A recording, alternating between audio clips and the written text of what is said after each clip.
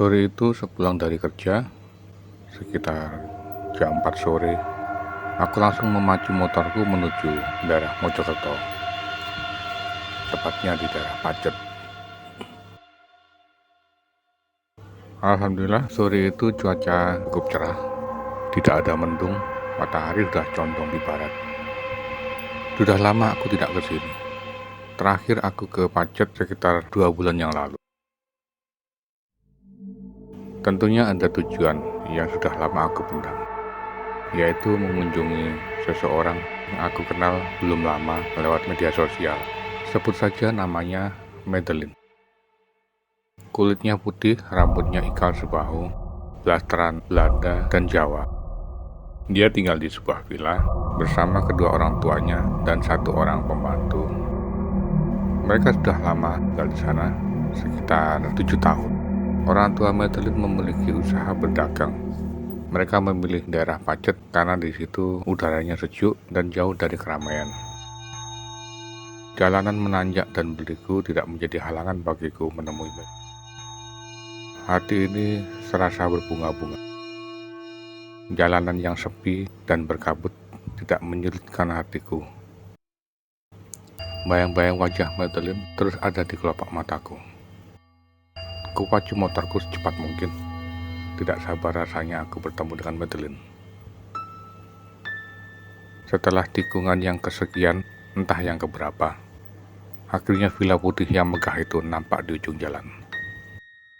Kuhentikan motorku tepat di depan pintu gerbang.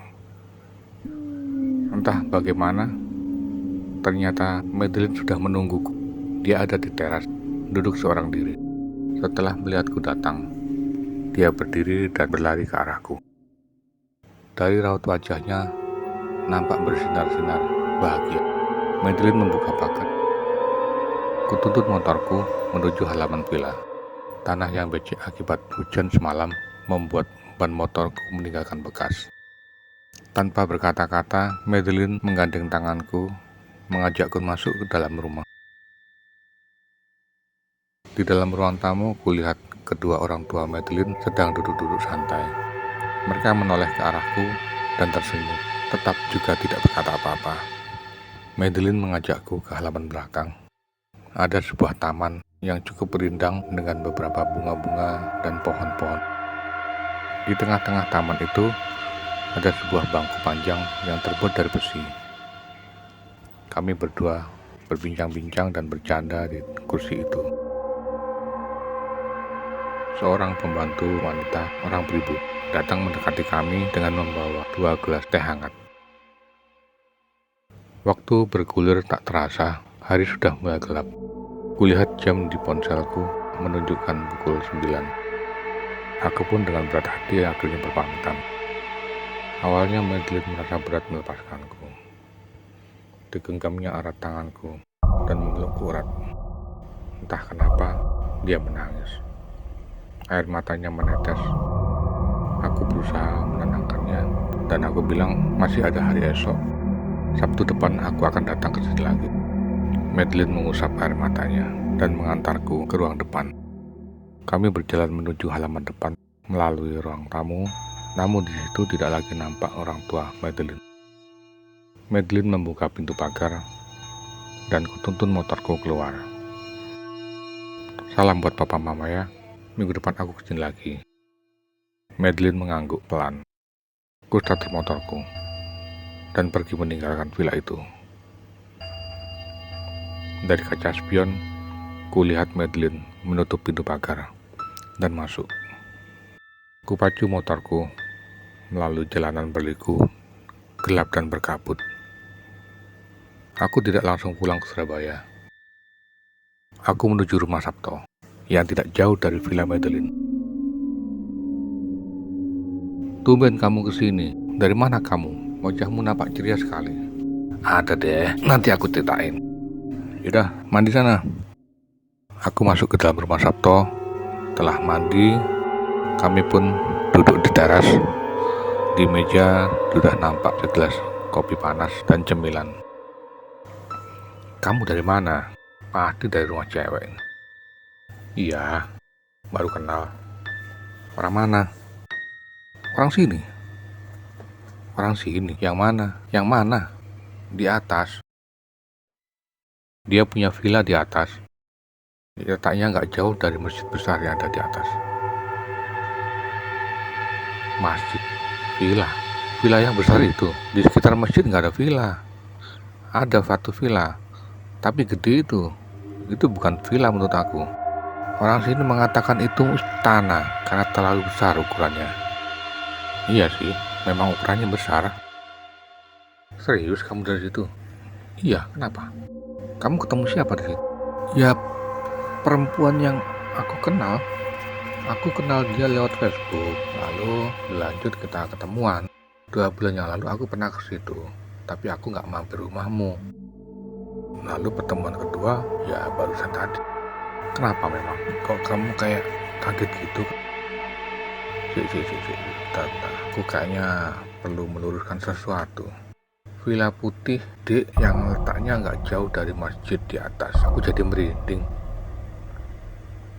Maksudmu? 3 hari yang lalu, villa itu kebakaran. Dan villa itu habis. Dan semua penghuninya meninggal. Termasuk 1 orang pembantu ikut dalam bencana itu. Kejadiannya sangat cepat dan malam hari. Kami warga sekitar nggak bisa membantu karena kita terhalang pagar yang sangat besar dan kondisi terkunci dari dalam. Akhirnya ya habis. Villa itu habis terbakar dan semua penghuninya meninggal.